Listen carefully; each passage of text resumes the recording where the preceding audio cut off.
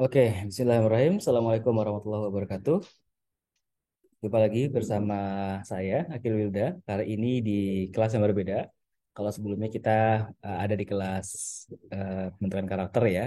Di semester ini kita akan masuk ke dalam kelas komunikasi efektif, gitu ya. Kelas komunikasi efektif yang ini termasuk ke dalam rumpun kelas pengembangan diri atau rumpun kelas self development di STT Nurul Fikri.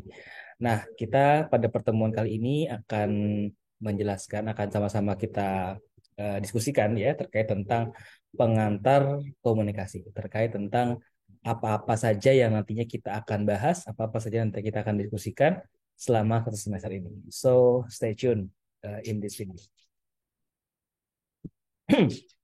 Nah, teman-teman semuanya, pada pertemuan kali ini saya perlu menjelaskan terlebih dahulu ya terkait tentang eh, beberapa aspek ya yang kita perlu ketahui sebelum kita nanti belajar lebih dalam ya terkait tentang komunikasi efektif ini. Terutama kaitannya dengan kita perlu tahu nih kenapa sih kita perlu belajar komunikasi? Kenapa kita perlu kemudian mempelajari yang namanya komunikasi efektif? Nah, setidaknya ada beberapa poin, ada beberapa hal yang bisa menguatkan kita ya kenapa kita kemudian perlu untuk bisa belajar komunikasi. Kenapa kok perlu belajar? Karena memang karena kan udah sehari-hari nih kita lakukan nih, kita berbicara, kita berdiskusi, kita menyampaikan pendapat dan seterusnya. Tapi kok kenapa perlu ya? Nah, di samping karena memang mata kuliah ya yang harus diambil gitu di dalam teman-teman berkuliah, terutama di STTNF ini. Selain itu pun juga harapannya poin-poin ini juga bisa diinternalisasi oleh teman-teman ya di mata kuliah ini. Oke, nah apa saja poin-poin itu?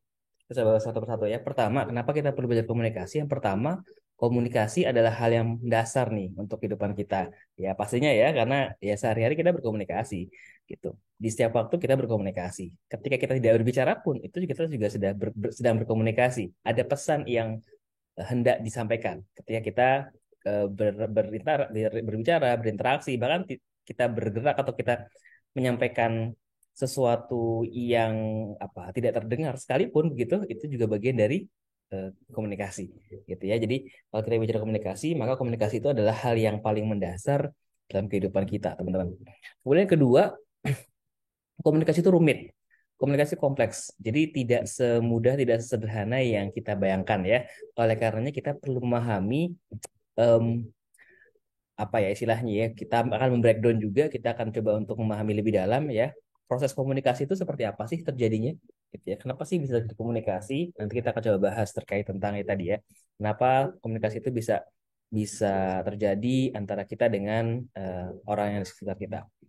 Kemudian ketiga, komunikasi adalah sangat penting nih teman-teman untuk efektivitas pekerjaan. Nah, ini mungkin teman-teman nantinya ketika ingin mempersiapkan karir ya setelah lulus di kampus, setelah lulus dari STTNF gitu ya, kan pastinya akan menyiapkan ya karir teman-teman entah dimanapun, entah sebagai seorang karyawan atau seorang seseorang yang kemudian mendaftar di perusahaan tertentu atau menjadi seorang entrepreneur gitu ya, itu itu perlu nih, perlu belajar atau perlu memahami ya bagaimana kita kemudian bisa berkomunikasi dengan baik, dengan efektif. Nah, itu yang ketiga. Yang keempat adalah bahwa kenapa kita perlu belajar komunikasi karena pendidikan yang baik tidak menjamin kompetensi komunikasi yang baik. Jadi, makin tinggi derajat pendidikan seorang itu ternyata tidak kemudian berpengaruh atau tidak kemudian menjamin kompetensi komunikasi yang baik. Karena ada saja saya dapati misalkan ya beberapa profesor-profesor ya, yang mohon maaf begitu, ketika dia menyampaikan sesuatu gagasannya itu agak terbata-bata, itu agak sulit gitu. Ya mungkin dia bahwa punya keunggulan di bagaimana dia berpikir, bagaimana metodologinya, penelitian dan seterusnya. Tapi ketika menyampaikan itu jadi agak kurang. Nah, oleh karenanya tidak jadi alasan atau jadi urusan nih gitu tingkat tingkat pendidikan kita. So, bagaimana kita bisa berkomunikasi efektif itu ya hak semuanya gitu. Jadi semuanya bisa mempelajarinya, semua bisa mempelajarinya tanpa terkecuali siapapun tidak memandang derajat pendidikan atau latar belakang atau bahkan latar belakang ekonomi ya kita tidak memandang itu. Asal kita mau, asal kita punya dorongan yang besar begitu untuk bisa belajar bagaimana cara berkomunikasi dengan baik, maka disitulah kita sudah punya pijakan untuk bisa belajar lebih baik lagi. Yang selanjutnya adalah bahwa komunikasi adalah bidang studi yang populer dan menarik. Nah ini ya, jadi kan bahkan sampai ada jurusannya sendiri ya, ada jurusan ilmu komunikasi ini gitu. Jadi kita hanya sedikit mencuplik gitu ya, kita sedikit mencuplik dari apa yang dipelajari oleh teman-teman di ilmu komunikasi gitu. Karena di beberapa kampus ilmu komunikasi ada yang jadi satu prodi sendiri, ada yang jadi bahkan satu fakultas sendiri begitu. Nah kalau kita hanya satu mata kuliah aja nih, satu mata kuliah yang dipelajari oleh teman-teman di STNF ini. Itu ya, bagaimana kita kemudian perlu belajar komunikasi. Kemudian teman-teman, kita akan lanjutkan. Kita akan lanjutkan. Nah, ini saya coba tampilkan ya beberapa perkataan atau beberapa statement gitu dari para ahli terkait tentang komunikasi itu apa gitu ya, terkait tentang komunikasi itu apa. Saya coba ambil beberapa di sini. Nanti coba bisa teman-teman tinjau lagi gitu ya dari beberapa sumber yang lain. Saya coba ambil pertama dari George A. Miller tahun 1951. Dia mencoba untuk menjelaskan bahwa komunikasi berarti bahwa informasi itu dikirimkan dari satu tempat ke tempat yang lain. Dari satu tempat ke tempat yang lain. Nah, itu yang perlu digarisbawahi ya. Dari satu tempat, satu titik ke titik yang lain, atau tempat yang lain. Itu menurut George A. Miller tahun 1951. Nah, saudaranya nih, nah di sebelahnya nih ya, Gerald R. Miller gitu, menyampaikan juga atau menambahkan yang disampaikan oleh saudara yang lainnya, saudaranya ya, si George Miller ini, bahwa komunikasi mencakup semua cara dengan mana satu pikiran bisa mempengaruhi yang lain. Jadi komunikasi itu dia punya tujuan, teman-teman.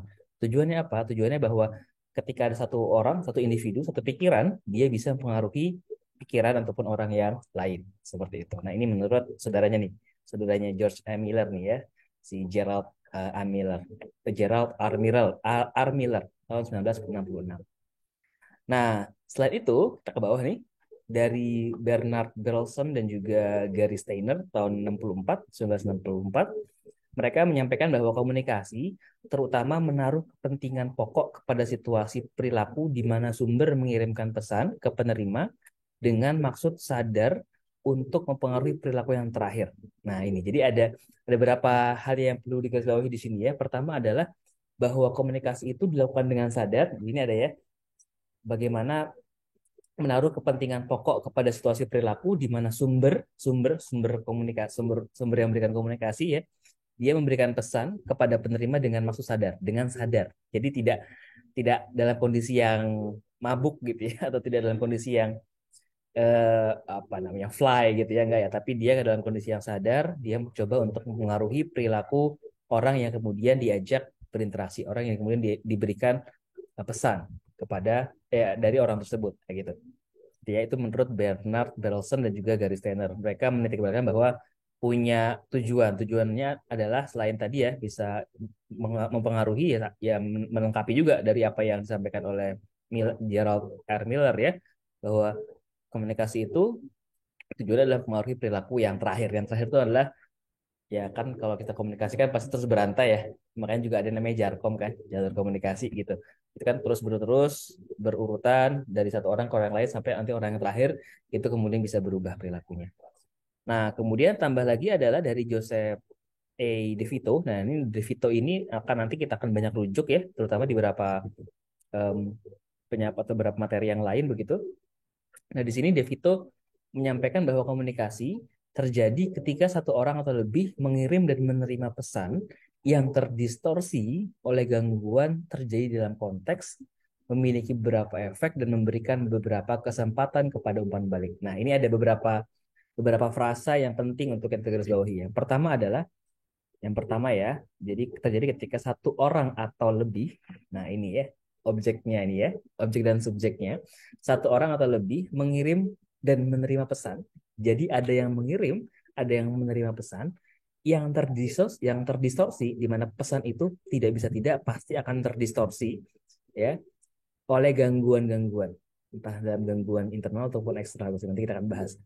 Terjadi dalam konteks komunikasi itu tidak bisa tidak pasti terjadi dalam apa ya istilahnya ruang yang apa namanya ruang yang dia punya maksud gitu, tidak kedap udara atau tidak hampa gitu, pasti ada konteksnya, tidak bisa tidak gitu.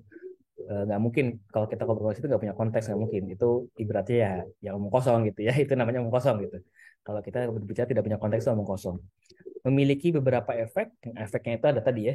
Salah satunya tadi bisa mempengaruhi atau mengubah perilaku orang lain dan memberikan beberapa kesempatan kepada umpan balik. Nah, umpan balik ini diberikan dari lawan bicara kita kepada kita atau kepada siapa yang berbicara gitu. Umpan balik diberikan dari orang yang diajak bicara kepada orang yang kemudian pertama kali menyampaikan pesan. Itu umpan balik gitu ya. Itu yang disampaikan oleh Joseph A. DeVito. Nah, konsep ini yang tentunya kita akan pakai terus begitu. Nanti akan ada skemanya, saya coba sampaikan di slide yang beberapa slide setelah ini gitu untuk bisa lebih menjelaskan terkait tentang bagaimana komunikasi bisa terjadi. Ini sangat sistematis sekali nih disampaikan oleh DeVito. Kemudian eh, dari Claude Shannon dan juga Warren Weaver tahun 1963, mereka menyampaikan bahwa komunikasi adalah pengiriman informasi. Nah, ini yang perlu dicatat nih. Pengiriman informasi, ide, emosi, keterampilan dan lain-lain ya dengan menggunakan simbol. Nah, ini simbol, kata-kata, foto, angka, gambar, grafik dan lain-lain. Nah, ini medianya nih, media di mana kita bisa menyampaikan pesan. Bisa menggunakan simbol, kata-kata, foto, angka, gambar, grafik, dan lain-lain. Nah, makanya sekarang ada media sosial ya, di mana macam-macam tipikalnya.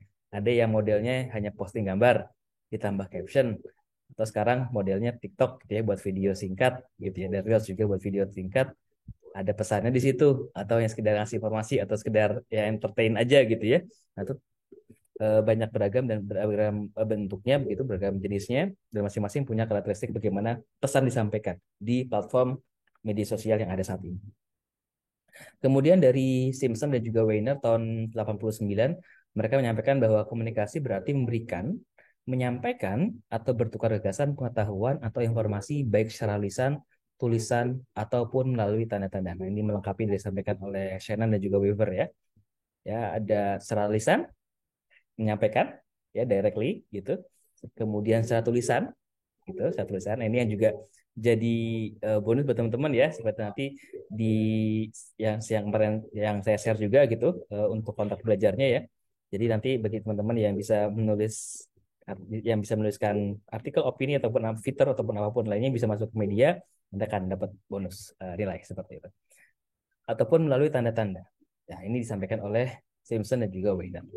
Kemudian yang selanjutnya adalah proses memasukkan sesuatu ke dalam percakapan. Nah, ini menurut Thayer, ya, dia mengartikan komunikasi adalah bahwa memasukkan sesuatu itu bisa banyak hal ya, bisa pesan, bisa makna, bisa ide, gagasan dan seterusnya ke dalam percakapan, interaksi percakapan, diskusi gitu. Nah, ini yang disampaikan oleh beberapa ahli terkait tentang komunikasi. Kita lanjutkan ya. Berarti komunikasi itu, nah kita kalau bisa simpulkan membuat kita beradaptasi dengan orang dan lingkungan pastinya ya. Di lingkungan yang baru, lingkungan yang berbeda dengan lingkungan sebelumnya, pasti dong kita berusaha untuk mempaskan ataupun menyesuaikan bagaimana kita bisa berkomunikasi gitu. Beda juga komunikasi antara orang yang sesama dengan kita usianya atau pantaran, atau bagaimana komunikasi dengan orang yang di atas kita, orang tua begitu, pasti akan berbeda. Orang yang di bawah kita pasti akan berbeda juga. Kemudian komunikasi adalah proses ya, proses nih. Jadi kita perlu maknai komunikasi tidak berjalan begitu saja, tapi dia ada prosesnya ya, yang itu perlu kita maknai, perlu kita ketahui dan maknai ya, untuk bisa lebih bijak dalam berkomunikasi nantinya. Kemudian yang ketiga adalah komunikasi sangatlah mendasar untuk individu, hubungan, kelompok, organisasi dan masyarakat. Begitu. Jadi di level interaksi kita apapun itu, mulai dari level individu, level uh, ini ya, apa berdua gitu ya, level level bagaimana kita dengan teman kita atau bagaimana kita dengan nanti ketika berkeluarga dengan pasangan kita begitu. Nah, itu juga komunikasi yang amat sangat erat di situ. Kemudian kelompok gitu ya, organisasi ya, dan juga masyarakat. Dan yang terakhir, komunikasi melibatkan penerimaan dan penciptaan pesan serta mengubahnya menjadi informasi yang dapat digunakan. Jadi ada pesan nih, dia diciptakan dan diterima. Gitu ya, diciptakan oleh orang yang jadi sumber pesan, sumber informasi, kemudian diterima oleh orang yang menangkap pesan untuk menangkap informasi, dan pesan yang diterima itu akan kemudian diubah menjadi informasi yang berguna bagi dirinya ataupun bagi orang sekitarnya, begitu. Nah, ini tadi yang saya singgung ya, eh, konsepnya ataupun mekanisme komunikasi ataupun proses komunikasi yang disampaikan oleh De Vito. Di sini jadi terlihat jelas ya. Jadi ada yang namanya komunikator. Komunikator itu adalah kita, misalkan kita nih yang mau berbicara, yang memberikan pesan, gitu ya. Kemudian lawan bicaranya itu adalah komunikan. Kita ngomong dengan teman kita itu adalah komunikan, gitu. Nah, apa yang disampaikan itu adalah pesan, message-nya, gitu ya. Apa yang disampaikan itu adalah pesan, message-nya apa, gitu. Nah, ada yang namanya channel. Channel itu adalah channelnya bisa medianya menggunakan apa? Channel atau media ya dia menggunakan apa? Bisa menggunakan langsung directly atau bisa menggunakan media sosial pakai WhatsApp ya, chat, texting gitu. Pakai SMS ya. Terus sekarang SMS nggak pakai lagi, pakai WhatsApp atau pakai Telegram atau ber, ber apa namanya? Berselancar di media sosial, di Facebook, di apa? Instagram, di Twitter gitu ya, di YouTube, di TikTok sekarang begitu, Reel dan seterusnya. Itu pastinya ada pesan dan pesannya disesuaikan dengan channel ataupun media yang digunakan. Nah, di antara perjalanan ini, perjalanan pesan dari komunikator ke komunikan, pasti ada yang namanya noise nih. Pasti ada yang namanya gangguan-gangguan nih, gitu. Gangguannya macam-macam, bisa dari gangguan internal ataupun gangguan eksternal. Gangguan internal misalkan contohnya adalah ya kan pesannya yang tidak tidak jelas atau pesannya yang tidak kemudian utuh diberikan dari komunikator ke komunikan ya atau bisa juga faktor eksternal misalkan ya karena medianya yang digunakan jadi tidak cocok antara pesan yang disampaikan dengan media yang digunakan. Nah, itu bisa jadi bentuknya noise, akan ketemu banyak noise di situ, akan ketemu banyak gangguan di situ. Nah, terus kemudian ini ada yang namanya feed forward, ada yang namanya feedback. Jadi feed forward itu adalah ketika ya kita menyampaikan sebagai komunikator menyampaikan pesan kepada komunikan itu feed forward gitu. Nah, responnya, nah itu namanya feedback dari komunikan ke komunikator, itu namanya feedback gitu. Nah, sebelum masuk ke feedback, nah pastinya ketika informasi diterima oleh teman kita, diterima oleh komunikan, pasti dia punya efek nih. Efeknya apa misalkan? Efeknya jadi paham, jadi lebih tahu, jadi mungkin jadi emosi, jadi sedih. Nah, itu efek. Itu efek. Jadi tergerak untuk melakukan sesuatu, nah itu efeknya. Tergerak untuk memberikan feedback itu juga bagian dari efek juga gitu. Jadi sangat jelas ya ilustrasi ini menggambarkan bagaimana komunikasi itu berjalan, bagaimana komunikasi terjadi. Nah, cara berkomunikasi teman-teman tadi yang saya bilang tidak hanya lewat lisan, tapi juga bisa dengan media-media yang lainnya. Misalkan cara pesan ya, cara pesan, pesan yang dilihat, bentuk pesannya apa? Misalkan dari penglihatan, tampilan wajah gitu. Makanya eh, dari raut muka bisa kelihatan. Bahkan kita tidak berbicara, kita menampilkan mimik wajah yang eh, apa sebagai representasi dari emosi kita itu bisa kelihatan juga gitu.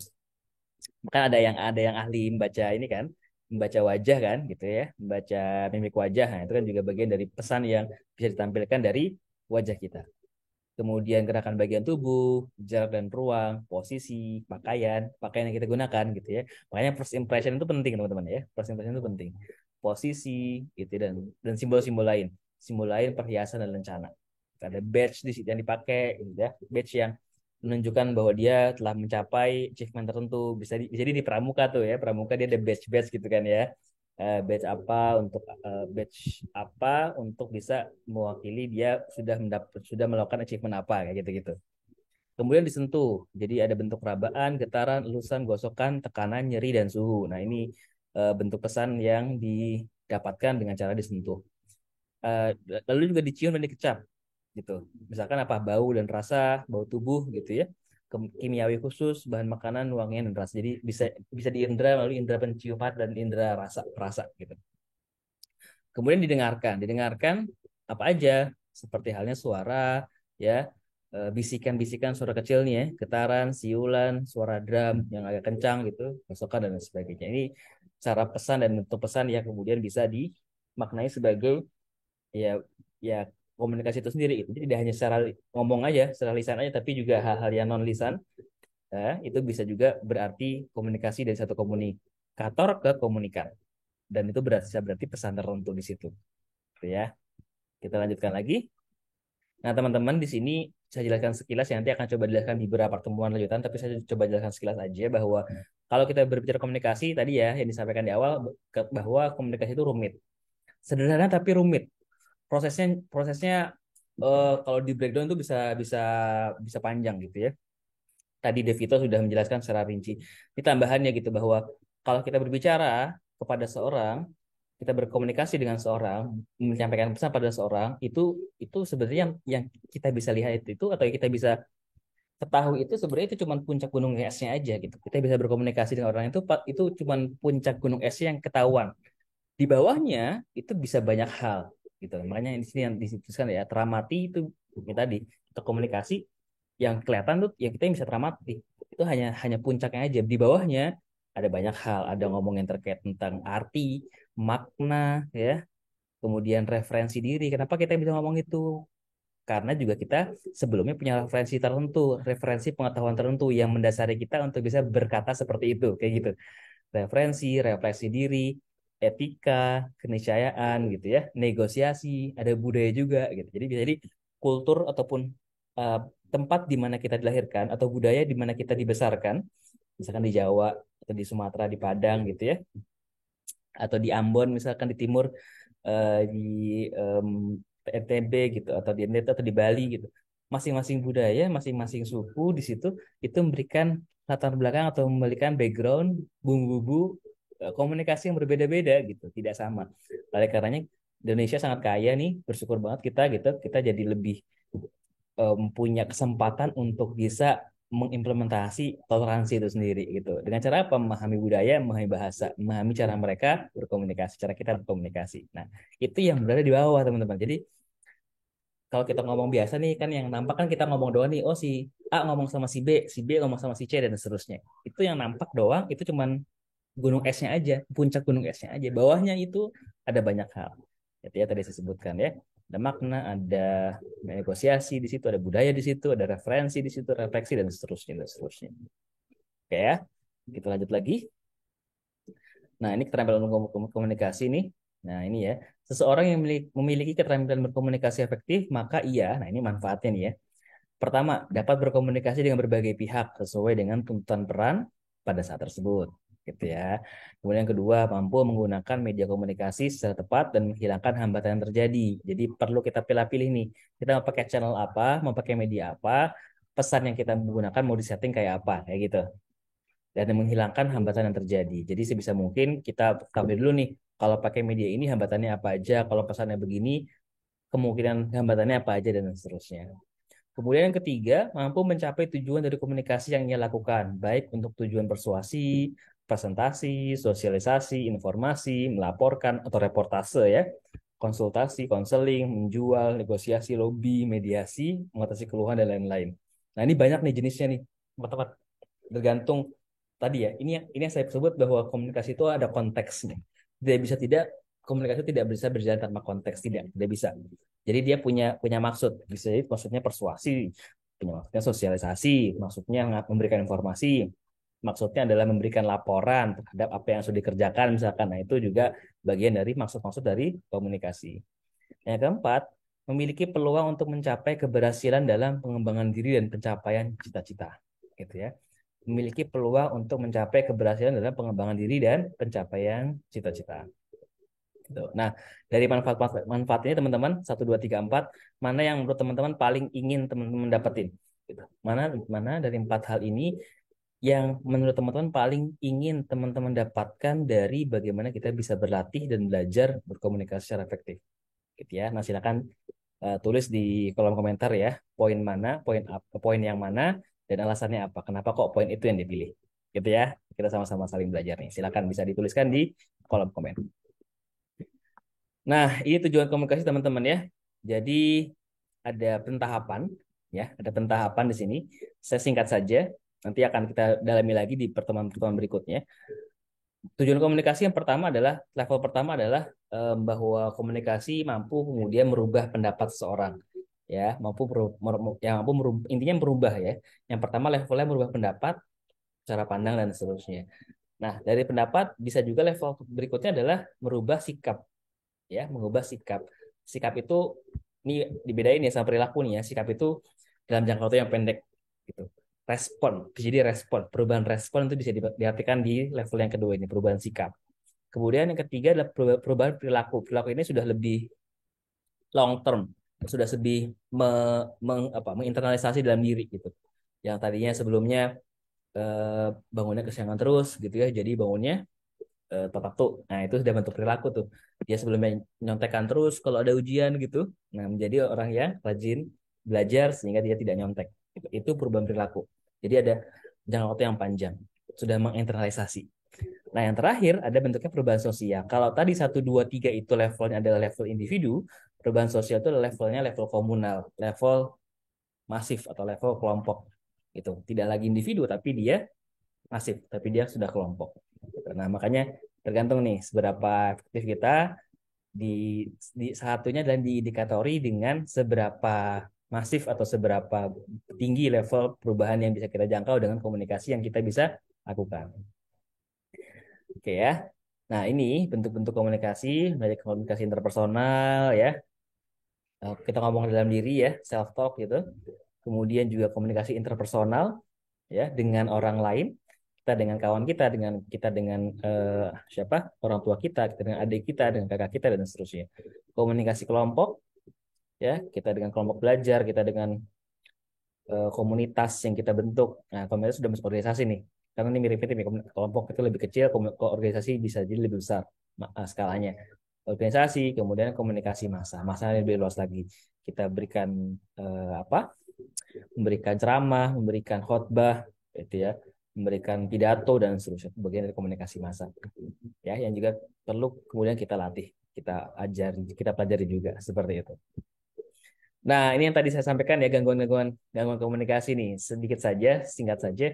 Ada faktor internal sama faktor eksternal. Faktor internal adalah ya tadi ya, cara berpikir, perbedaan persepsi, perbedaan sikap, kemudian pengetahuan dan keterampilan, perbedaan status, permasalahan semantik atau bahasa tadi, karena kulturnya beda, budayanya beda, maka bahasanya pun juga beda. Nah, masuk ke sini juga perbedaan budaya, gangguan bersifat fisik, ya misalkan mohon maaf pendengarannya agak terganggu dan seterusnya, gangguan karena melamun ya bengong aja. Nah, ini tadi ya, karena tadi salah satu ahli menyebutkan bahwa komunikasi itu harus dilakukan secara sadar. Either itu yang menyampaikan si komunikator ataupun juga si komunikan, harus semuanya secara sadar, tidak boleh melamun, tidak boleh dalam kondisi yang mabuk gitu. Jadi harus benar-benar sadar. Kemudian terakhir faktor eksternal nih, kenyamanan lingkungan. Jadi lingkungannya juga perlu dipastikan memadai enggak gitu. Cocok nggak untuk kita bisa berkomunikasi secara efektif dan untuk tujuan tertentu gitu ya. Kemudian adanya interupsi. Jadi ada interupsi dari lawan, bukan dari lawan, dari orang yang kemudian tak nggak sengaja mendengar percakapan kita, tiba-tiba dia interupsi, itu juga gangguan juga. Atau saluran media, ini saya bilang tadi nih, media tidak cocok, channelnya tidak cocok dengan pesan yang kita ingin sampaikan dan dengan tujuan yang kita harapkan. Begitu teman-teman ya.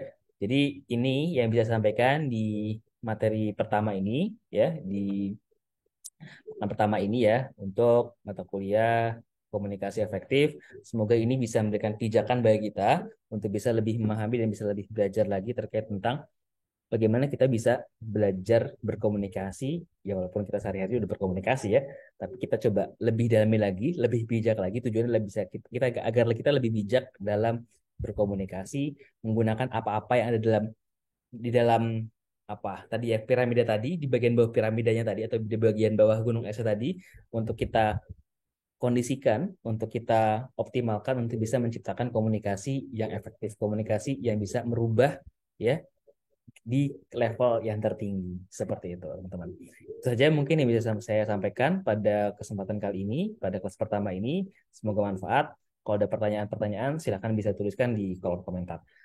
Terima kasih, semoga manfaat. Tetap terus belajar, tetap terus bertumbuh. Assalamualaikum warahmatullahi wabarakatuh.